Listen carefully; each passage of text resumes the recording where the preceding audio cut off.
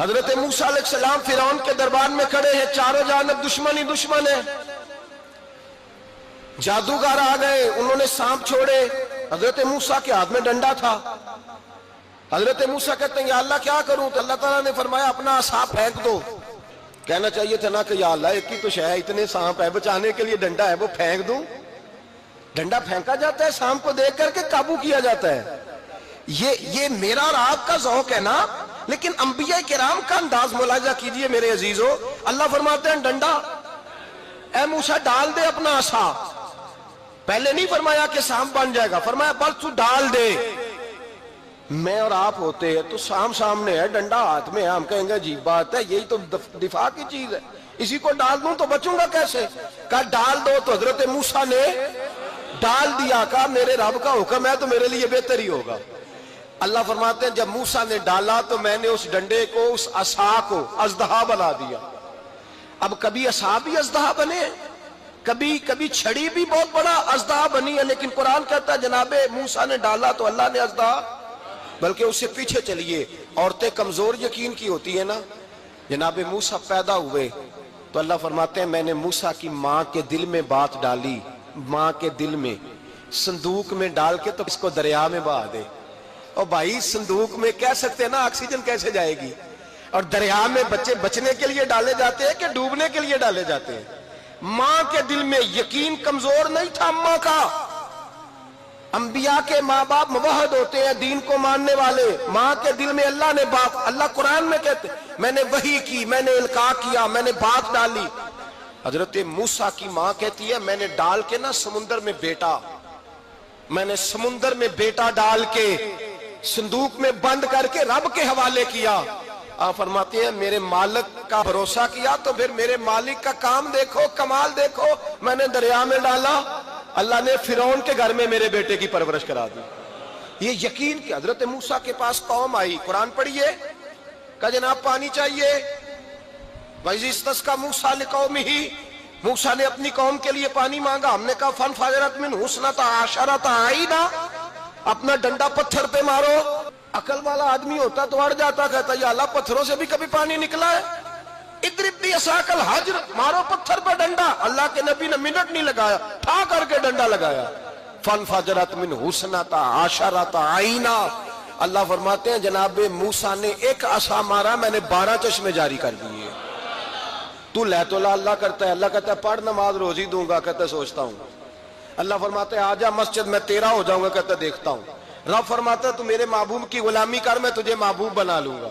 تو کہتا ہے تھوڑا بڑا ہو کے داڑھی رکھنی ہے، ابھی سیانہ ہو کے، میں ذرا سرٹیفکیٹ لے لوں اسرائیل سے کہ کتنے سالوں کے بعد آئیں گے، پھر شروع کروں گا۔ پروگرام بنا رہا ہے، ابھی تو ارادے میں ہے۔ اللہ کے پیغمبر کا ڈنڈا، اور اس سے زیادہ آگے بات ہو گئی، پیچھے فوج لگی ہوئی ہے فرعون کی، مجمع ہے، ہزاروں لاکھوں کا لشکر لے کے، تلواریں، نیزے، فرعون پیچھے، آگے دریا آ گیا۔ حضرت موسیٰ علیہ السلام کھڑے ہیں، اب کدھر جائیں؟ اللہ پاک نے فرمایا مارو ڈنڈا۔ کہاں؟ پانی پہ ڈنڈا مارو۔ اب حضرت موسیٰ علیہ السلام پانی پہ ڈنڈا مارے تو پانی ابھرے گا، اس سے زیادہ کیا ہوگا؟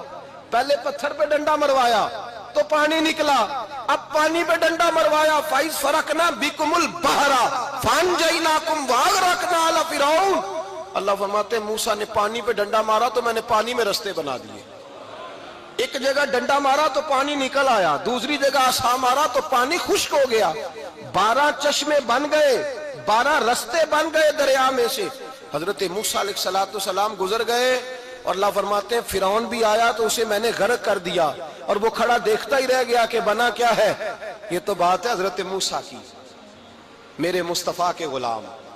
حضرت سعد بن ابی وقاص قادسیہ کی جنگ کے لیے نکلے، رستے میں دریائے نیل آ گیا۔ حضرت سیدنا سعد بن ابی وقاص اب کہاں سفر طے کر کے آئے، کہتے ہیں پتہ ہی نہیں تھا کہ دریا آ جائے گا، اب دور دور تک پل کوئی نہیں۔ صحابہ کہتے ہیں دشمن للکار رہا، حضرت سعد بن ابی وقاص دریا کنارے کھڑے ہوئے، ایمان، یقین اور استقامت، ڈٹ گئے، کہنے لگے او دریا، اگر تو حضرت موسیٰ کی نافرمان قوم کو رستہ دے سکتا ہے، محمد عربی کے وفادار نوکر ہیں، ہم تو رسول اللہ کے ماننے والے ہیں، دشت تو دشت ہے، دریا بھی نہ چھوڑے ہم نے، بحر ظلمات میں دوڑا دیے گھوڑے ہم نے، فرمایا چھوڑ رستہ۔ صحابہ کہتے ہیں اس وقت ہم نے نعرے لگائے جب دریا نے رستہ ہی چھوڑ دیا۔ کہتے ہیں پھر اللہ رسول پر ہم ذکر کرنے لگے، درود پڑھنے لگے، دریا سے رستے بن گئے۔ فرماتے ہیں 10,000 کا لشکر گزر گیا، اس پار جب گیا نا تو حضرت سعد بن ابی وقاص نے پھر مجمع پہ نظر ڈالی، فرمایا کسی کی کچھ ہے تو نہیں رہ گئی پانی میں، کوئی دریا میں چیز تو نہیں رہ گئی؟ ایک صحابی کہنے لگے میرا مٹی کا پیالہ رہ گیا ہے۔ یار ذرا دیکھیے انداز دیکھیے، مٹی کا پیالہ، او یار چھوڑ پرا، مٹی کا پیالہ کیا ہوتا ہے؟ اب تو مٹی کے پیالے کی بات کرے گا، چھوڑ دے، کیا کرتا ہے؟ اس نے کہا پیالہ میرا رہ گیا ہے۔ تو حضرت سعد بن ابی وقاص کہنے لگے کیوں ہمارا پیالہ رہ جائے، ہم رسول اللہ کے نوکر ہیں۔ ایمان، یقین اور استقامت کی دولت۔ پھر دریا کی طرف دیکھا، کہنے لگے چل یار ہمارا پیالہ بھی واپس کر دے۔ صحابہ کہتے ہیں دریا کی لہر آئی اور پیالہ بھی واپس کر گئی۔ اور میرے بھائی جب ایمان کی دولت، یقین کی دولت، اعتماد کی دولت، جو بابا کہتا ہے نا کہ معاذ اللہ تعالیٰ الو کا خون لے آؤ اور شیر کی کھلڑی لے آؤ، میں کالا پیلا نیلا جادو کروں گا، اس پر لوگ دوڑ کے جاتے ہیں، 50-60 ہزار روپیہ بھی دے آتے ہیں دوڑ کے۔ اور اگر کہا جائے کہ مسجد آؤ 4 رکعت نماز پڑھو، حاضری دو مسجد کی، تو کہتے ہیں معرفت والے ہیں، معرفت والے نماز ہی نہیں پڑھتے۔ وہ کون سی معرفت ہے؟ یہاں اللہ کی بارگاہ میں جھکنے کا، چونکہ یہ لیٹ ہے نا، یہ پتہ نہیں جنت میں جا کے ملے گا، کب ملے گا، معاذ اللہ۔ لوگ دنیا داری کے معاملے میں پس جاتے ہیں۔ حکمران نے وعدہ کر دیا ہے سڑکیں پکی ہو جائیں گی، خوشحالی ہو جائے گی، موجیں لگ جائیں گی، لوگ لائنوں میں کھڑے ہیں ووٹ دینے کے لیے، اور تیرے رب نے کہا ہے تو مجھ سے ڈر جا، میں تیری دنیا بھی اچھی کر دوں گا، آخرت بھی اچھی کر دوں گا، تو ادھر آ میری بارگاہ میں جھک۔ لوگ اعتماد اور یقین کو اوہام پرستی کا شکار ہیں، ہم لوگ وہم کا شکار ہیں، ہم لوگ بدشگونی ایسے ہو جائے گا ویسے ہو جائے گا، ہم ان چیزوں کا شکار۔ بھائی اعتماد کی دولت پیدا کریں، یقین اپنے اندر پیدا کریں، ایمان پیدا کریں، ڈٹ جائیں رب رسول کا نام لے کر۔ حضرت عمر کا زمانہ تھا، مصر فتح ہو گیا، حضرت عمر بن عاص گورنر بنے۔ رواج یہ تھا مصر کے اندر کہ ایک دریا چلتا تھا، دریائے نیل، اور سارے مصر کا انحصار اسی دریا پہ تھا، فصلوں کو پانی بھی لگتا اسی سے، جانور بھی اسی سے پانی پیتے، کھیتیاں بھی اسی سے سیراب ہوتی۔ سال کے بعد وہ دریا خشک ہو جاتا تھا، سال کے بعد وہ دریا خشک ہوتا، اور جب خشک ہوتا نا تو ایک کواری لڑکی قتل کر کے دریا میں ڈالتے، پھر وہ دریا چلتا۔ آج بھی بہت ساری جگہوں پہ اوہام پرستی ہے، کہتے ہیں ہمارے آستانے کا طریقہ ہے۔ میں نے کہا آستانے کا اس آستانے کا طریقہ ہوتا ہے جس آستانے کا تعلق در مصطفیٰ سے ہوتا ہے، باقی کسی آستانے کا اپنا کوئی ذاتی طریقہ نہیں۔ طریقہ وہ جو میرے نبی پاک کا طریقہ ہے، اس سے ہٹ کر کون سا طریقہ ہے؟ ہمارے آستانے کا طریقہ ہے، ہماری یہ رسم ہے، ہمارا یہ رواج ہے، اٹھا کے بھاگ جاؤ رسم و رواج۔ ہمارے رسم و رواج رسول اللہ کی سنت کے پابند ہے۔ سارے بولیے صلی اللہ ہو، پھر ایک دفعہ پڑھیے درود شریف صلی اللہ ہو، 3 دفعہ کر لیں تاکہ تعداد ہو جائیں، صلی اللہ علیہ۔ نبی پاک صلی اللہ علیہ وسلم کا طریقہ اصل طریقہ ہے۔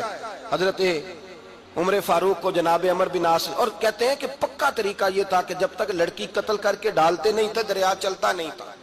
حضرت عمر کو خط لکھا کہ حضور یہ معاملہ ہے، اور لوگ مجھے یہی کہتے ہیں، میں نے لوگوں کو سمجھایا ہے کہ اسلام ظلم کا حکم نہیں دیتا، ظلم کی اجازت نہیں دیتا، کیسے لڑکی قتل کی جائے، اب آپ بتائیں کیا کرنا ہے؟ حضرت عمر ایمان، یقین، استقامت، پہاڑ ہے یہ لوگ۔ حضرت عمر نے 2 خط لکھے، ایک حضرت عمر بن عاص کے نام، دوسرا دریائے نیل کے نام، 2 خط لکھے۔ ایک خط لکھا دریا کے نام، ایک خط لکھا عمر بن عاص گورنر کے نام، گورنر کے نام خط لکھا تو فرمایا جتنے یہودی ہیں، عیسائی ہیں، کمزور ایمان والے، سب کو دریائے نیل پہ لے جا، اور میرا یہ دوسرا خط دریا میں ڈال دے اور سب کے سامنے ڈالنا۔ کہتے ہیں یہ خط پڑھنا چاہے تو تجھے اجازت بھی ہے، سنیے اور سر دھنیے اور سوچئے کہ اصل کمزوری کہاں آئی ہے۔ رمضان کے سب سے پہلے جمعے میں سب سے اہم موضوع چھیڑا ہے، کمزوری اور نقص واقعہ کہاں ہوا ہے۔ حضرت سیدنا عمر بن خطاب رضی اللہ تعالیٰ عنہ نے دریا کو مخاطب کر کے لکھا، ہو دریا، اگر تو کہتا ہے نا کہ لڑکی قتل کر کے پھینکی جائے گی تو میں رسول اللہ کا ماننے والا ہوں، میں ظلم نہیں ہونے دوں گا، ہمیں تیرے پانی کی ضرورت ہی کوئی نہیں، تو بے شک پانی نہ دے، اور اگر تو اللہ کے حکم سے بہتا ہے، اگر تو اللہ کے حکم سے بہتا ہے تو پھر اللہ کا بندہ اور مصطفیٰ کا غلام عمر تجھے حکم دیتا ہے کہ فوراً بہنا شروع کر دے، فوراً منٹ نہ لگانا۔ حضرت سیدنا عمر بن عاص فرماتے ہیں لشکروں کے لشکر لے کے میں دریائے نیل پہ پہنچا اور بھرے مجمع میں جناب عمر کا خط میں نے ڈالا تو دریا نے بہنا شروع کر دیا۔ فرماتے ہیں دریا بہنے لگا اور غیر مسلم کلمہ پڑھنا شروع ہو گئے۔ لوگ مجھے کہنے لگے کیا دکھایا ہے جو کلمہ پڑھ رہے ہیں؟ تو میں نے کہا دکھایا کچھ بھی نہیں، یہ حضرت عمر کے ایمان کی قوت کی برکت ہے کہ بہت سارے لوگوں نے کلمہ پڑھنا شروع کر دیا۔ یہ ایمان کی قوت، ڈرا ہوا مسلمان، سہما ہوا مسلمان، یہ کبھی امریکہ کے پیچھے بھاگتا ہے، کبھی یورپ کے پیچھے بھاگتا ہے، کبھی ادھر جاتا ہے، کبھی ادھر جاتا ہے۔ اپنی دنیا آپ پیدا کر اگر زندوں میں ہے، سر آدم ہے، ضمیر کن فقہ ہے زندگی۔ جب ایمان کی طاقت پیدا ہوتی ہے، جب قوت پیدا ہوتی ہے، پھر انسان کے اخلاق سمر جاتے ہیں، پھر اس کا نظریہ سیدھا اللہ رسول کی ذات پر جا کے کھڑا ہوتا ہے۔ جنہیں آزمایا گیا تھا حضرت ابو بصیر رضی اللہ تعالیٰ، ہمیں تو تھوڑا سا جھٹکا لگ جائے نا مذہب کا، تھوڑا سا لوگ دین کی طرف آتے ہیں تو اس میں نا تھوڑی تکلیف ہے۔ صحیح بخاری کی حدیث، اس میں تکلیف ہے، سچ کہہ رہا ہوں، صحیح بخاری کی حدیث ہے۔ ایک صحابی نے کہا تھا حضور میں آپ سے پیار کرتا ہوں، نبی پاک نے فرمایا اچھی طرح سوچ لے۔ سونے نہیں پیار ہے، فرمایا چل پھر سوچ لے۔ حضور بڑا پیار، میں سوچ لے۔ کہا محبوبہ بڑا پیار ہے، نبی پاک نے فرمایا پھر تیاری کر لے، جس طرح گہری جگہ پہ پانی تیزی سے آتا ہے تیری طرف مشکلات بھی تیزی سے آئیں گی، تیزی سے۔ یہ شہادت گاہ الفت میں قدم رکھنا۔ لوگ آسان سمجھتے ہیں مسلمان ہونا، ذرا اچھی طرح سوچ لے، جو مجھ سے محبت کا دعویٰ کرے گا اسے تکلیف ہے، بولو اسے تکلیف ہے، یہ پکی بات۔ جو محبت میں مخلص ہو وہ دیکھ لے میں آزمائش میں کتنا ہوں۔ تو اگر کوئی کہتا ہے نہیں مذہب میں جائیں گے تو موجیں لگ جائیں گی، تو یہ بات درست نہیں ہے، یہ تو بڑا مشکل کام ہے۔ یہ تو اس سے پوچھو نا جو اس منصب پہ ہے، یہ کٹھن مرحلہ ہے، کٹھن۔ یہ شہادت گاہ الفت میں قدم رکھنا۔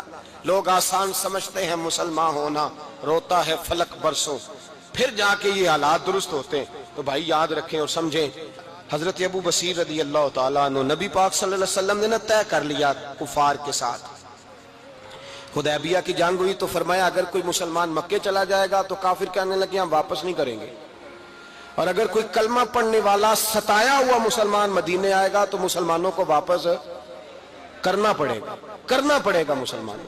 مسلمان اپنا بندہ نہیں رکھ سکتے، اور مسلمانوں کا کوئی شخص غلطی سے بھی مکے چلا گیا تو مکے والے واپس نہیں کریں گے۔ حضرت ابو بصیر رضی اللہ تعالیٰ عنہ صحابی تھے، باپ نے، بھائی نے، محلے والوں نے قید کیا ہوا تھا کلمہ پڑھنے کی وجہ سے، پیروں میں زنجیریں تھیں، بیڑیاں تھیں، کسی طریقے سے جیل توڑ کے دوڑے مدینے پہنچے۔ کہتے ہیں رستے میں کسی آدمی کے ساتھ گھوڑے پہ کچھ دیر بیٹھا پھر پیدل چلا۔ صحابہ کہتے ہیں اتنا دردناک منظر بڑا کم ہم نے دیکھا۔ ابو بصیر جس گلی سے گزرتے وہاں خون پھیل جاتا، ان کی ٹانگیں خون سے کٹتی، وہ زنجیریں بندھی ہوئی در رسول پہ۔ حضور میں بھاگ کے آیا ہوں۔ کہتے ابھی نبی پاک صلی اللہ علیہ وسلم ان کی بات سن ہی رہے تھے کہ پیچھے سے قریش کے 2 سپاہی بھی آ گئے، کہنے لگے یہ بھاگ کے آیا ہے اور آپ کا وعدہ تھا کہ آپ واپس کریں گے۔ چشم زدن میں ذرا سوچنا، چشم زدن میں تھوڑی دیر کے لیے غور کرنا کہ ہمیں ہمارا استاد، ہمارا پیر دھتکار دے کہ جا دوڑ جا، تو کہتے ہیں بسم اللہ جناب یہ جا رہے ہیں۔ ایمان کی پختگی دیکھیں، اس نے تو ہمیں نکال ہی دیا جی، وہ کیسا بندہ ہے۔ یہاں تو کسی کے ہاں کوئی فاتحہ پڑھنے نہ جائے تو لوگ بگڑ جاتے ہیں، کہتے ہیں اس نے سلام نہیں لی، فاتحہ نہیں پڑھی، بس ختم، اس کو احساس ہی نہیں۔